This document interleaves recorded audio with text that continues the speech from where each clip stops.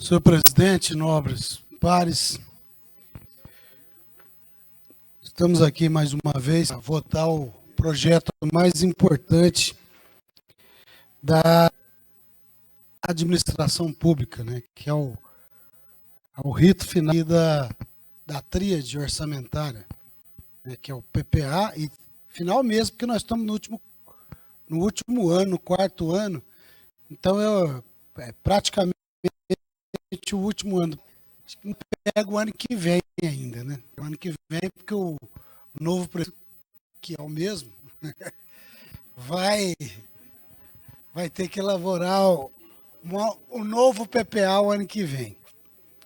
Mas nós estamos aqui na última etapa, nós votamos a LDO, e agora o orçamento, o ordenamento de receita e despesa do orçamento tem que seguir para e passo o que está escrito na LDO. A gente sabe que várias alterações poderão ocorrer, como ocorreram esse ano, muitas emendas no orçamento, de acordo com a prioridade da administração, mas um dos assuntos que nós discutimos na audiência pública ontem da LOA, da Lei de Orçamento Anual, foi justamente o fato de que teve alguns munícipes que participaram, entre eles o Ricardo Chagas, fez alguns apontamentos, falando sobre a questão da fiscalização do orçamento. Acho que ele tem razão em alguns aspectos. Fiscalizar é uma maneira de buscar a receita, né? Então tem que ter fiscais tributários, fiscais sanitários, fiscais de posturas. Isso é uma maneira também de buscar a coisa certa, combater sonegação, fazer com que o nosso orçamento melhore, sem ter a necessidade de aumentar impostos. A gente viu aqui os valores estimados em saúde e educação, que dão acima de 60%, quase 60%, do orçamento anual. É muito, né? Mas é necessário. São duas áreas. Você vê que a saúde, por mais que gaste, a gente vê aí a necessidade de cada vez ter mais gasto. Os limites constitucionais que é estabelecido para gasto de educação e saúde são obedecidos. No caso da saúde, o incremento é muito maior do que o valor vinculado, né? O valor vinculado é 15%, acima de 15%, desde que, conforme vai o andamento da receita, pode-se gastar mais com saúde, que é o caso, passou de 25%, 26% do orçamento em saúde. Agora eu quero lembrar uma coisa que também faz parte do orçamento, e ela é importante para todos nós, é a questão das impositivas. Nós precisamos fazer um combinado, mas um combinado que, assim, já está escrito na Constituição, já é obrigação constitucional. No caso de Franca, que nós temos as emendas impositivas, 1,2, se eu não me engano, do orçamento para a emenda impositiva, então nós temos que ter um ritual, nós temos que ter um trato com a administração municipal para evitar choques no final do ano. Nós estamos sabendo que está protocolado na casa um projeto que vai retirar parte das emendas impositivas para destinar para a saúde. E a alegação da administração é que não houve tempo para fazer o plano de trabalho de algumas entidades, por exemplo, que não é assim. Então, nós temos que estabelecer, ou por acordo, ou por lei, prazo para a execução orçamentária de emenda impositiva.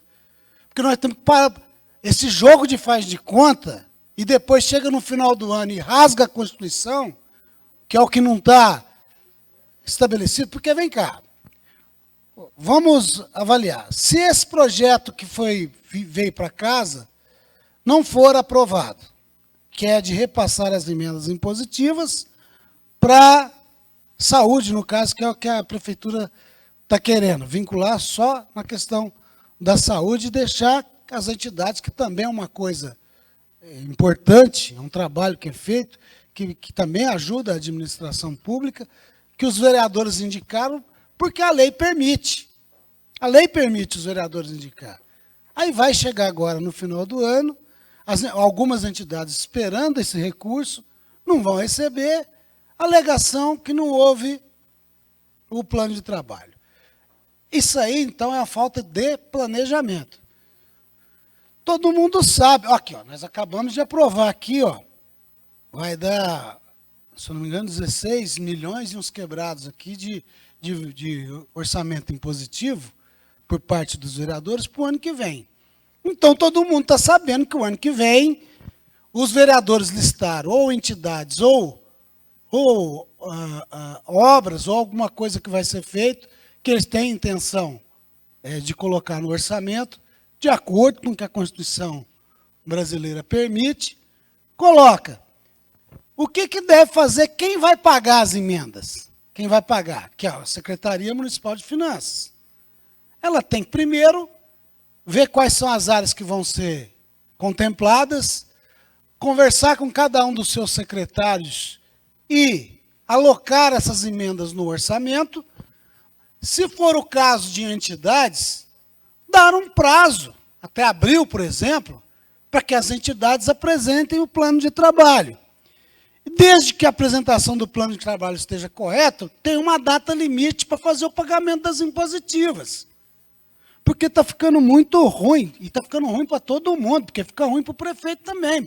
Porque o que acontece? A hora que ele manda um projeto para cá e tira, as próprias entidades vão cobrar do prefeito. Falou, peraí, mas nós estamos esperando o recurso. E agora? Como é que fica? E tem entidades aí que têm valores consideráveis. O valor é vultuoso, ela não vai ter condição de apresentar um plano de trabalho no volume que as emendas foram colocadas. Isso é um outro problema. Aí esse dinheiro pode, se a entidade não tiver capacidade, não tiver competência técnica, se o volume é grande de recursos que vai receber, em virtude da prestação de serviço que é feita. Se não faz adequadamente, a culpa não é nossa. Aí chega no final do ano, esse dinheiro não vai para uma vala comum. Vamos escolher alguma área prioritária, pode ser a saúde, que é uma das mais prioritárias que nós temos, coloca esse recurso. Agora, o que não dá é para tomar um susto na véspera e fazer de conta que a gente já tinha que estar sabendo disso. Então, eu defendo, ou a gente faz uma alteração na legislação ano que vem, para fazer um cronograma relativo exclusivamente ao pagamento de emendas impositivas, para que a vontade de todo mundo seja contemplada. Só não seja contemplada aquele que não se adequar à lei. Aquele que não adequar à lei, aí sim, chega no final do ano, estabelecer um prazo de emenda impositiva, a emenda impositiva não foi paga. Não foi paga por quê? Porque a entidade não teve capacidade, não teve como apresentar um plano adequado. Então, essa entidade está descartada por uma, vamos dizer, uma incompetência da própria entidade. Mas, para chamar alguém de incompetente, você tem que dar treinamento, orientar, porque o orçamento é puro. E o orçamento é uma peça muito difícil de ser lidada com ela, com as rubricas que tem, as especificações técnicas que o orçamento tem. Então, ninguém nasce sabendo. Então, tem que ter. Se nós temos gente capacitada na administração para cuidar do orçamento, e tem, talvez um dos melhores quadros que nós temos no interior do estado de São Paulo, é da Prefeitura de Franca, a gente tem que reconhecer isso, mas não só de acordo com os seus interesses. Tem que ser de acordo quando tem emendas impositivas, que é interesse do legislativo, que está lá, ninguém está querendo descumprir o que a lei estabelece. O que é acordado, o que é combinado, não é caro para ninguém. Está aí o NGA, que foi um acordo feito para que as emendas da saúde concentrassem na construção do NGA. Parabéns, deu certo. Deu certo, está lá sendo construída a obra. Com dinheiro, com grande parte do recurso, se eu não me engano, quase 50% ou mais do valor que a Câmara destinou das suas emendas impositivas. Mas aí não tem problema, porque foi feito um acordo de 50% do 1,2% das emendas impositivas é obrigado a gastar com saúde, que também está estabelecido na lei. Então, não é caro. Então, nós vamos ver como a gente resolve esse ano, que está aí, já até acho que vários vereadores têm que ser ouvidos, porque o dia que foi apresentado essa proposta só tinha 3 vereadores. Acho que tem que conversar com todo mundo e ver qual é a saída que vai tirar.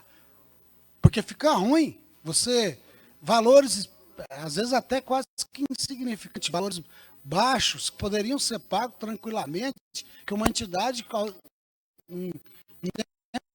apresenta um trabalho, não vai ser pago. A crítica que as emendas é outra coisa que eu acho que precisa ser discutida antes de fazer as emendas. Fazer média com Deus todo mundo, que vai dar 12 mil para fazer alambrado não sei na onde, 15 mil, coisa que você sabe que não vai fazer, você vai pagar, um CEPEL custa 700 mil reais, 800 mil reais, você apresenta 200 mil achando que vai ser feito. Se não tiver um acordo pré-estabelecido, não vai acontecer. E esse dinheiro também não vai para onde ele deveria ir, que é a proposta inicial, por exemplo, a construção de um CEPEL, porque com 200 mil não se realiza. Então, aí é uma outra discussão que precisa ser feita. Então, eu estou colocando a questão das emendas impositivas, até porque ela é peça do próximo orçamento. Inclusive, na apresentação que a Ana Virgínia fez ontem, ela destinou uma página única e exclusivamente para as emendas impositivas, inclusive mostrando cada uma das áreas que serão atendidas. Em primeiro lugar, a saúde, assistência social, desporto comunitário, são áreas também que são prioridades, né? Na visão do legislativo, na visão de quem vai autorizar o uso do orçamento o ano que vem. E nós temos visto algumas práticas por aí, parece que me aconteceu agora recentemente em Ibiraci, que os vereadores bateram o pé e não deram dotação orçamentária para terminar o ano, e colocando em risco, inclusive, a folha de pagamento da prefeitura. Nós tivemos a rejeição do orçamento em Cristais Paulista, que deixou a população numa situação difícil, faltando dinheiro para necessidades básicas do município. Eu tenho certeza que aqui ninguém teria a irresponsabilidade de causar um dano, porque aí você vai ferir quem está lá na ponta, quem vai usufruir do dinheiro público para ter políticas públicas para serem atendidos, né? Então, a gente tem que ter a responsabilidade no lugar. Mas eu acho que as emendas impositivas, se não começar a ter o respeito devido, conforme a lei manda, para quem paga e para quem faz as emendas, olha só, um limite de valor para cada emenda, para cada área. Na área de infraestrutura, não pode ser menor que 100 mil, um exemplo. Na área de assistência social, tem que ser valor mínimo tal. Porque também é duro ficar muito minguadinho, dá muito trabalho depois para poder resolver tecnicamente na elaboração do orçamento por parte de quem vai pagar. Mas eu acho que precisa, urgentemente, esse ano já está no apagar das luzes, né?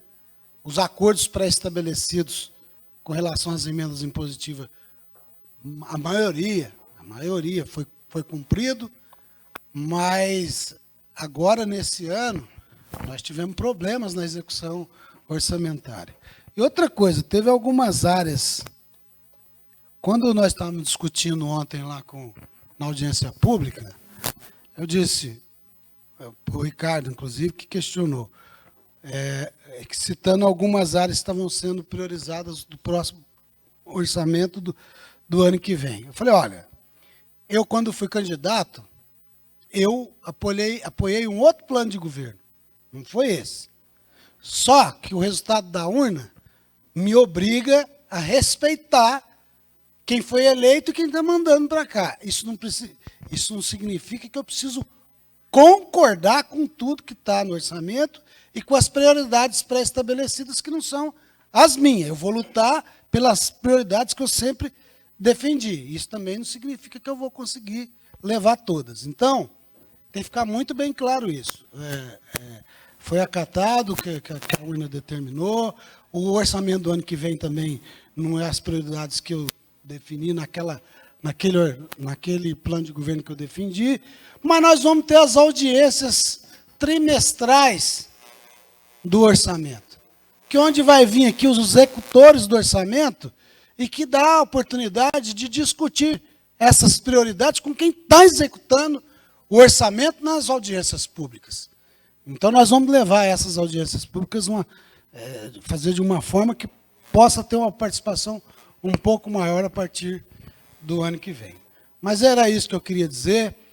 Às vezes, se compara o orçamento, eu mesmo sou um que comparo, com outras cidades do Porto de Franca.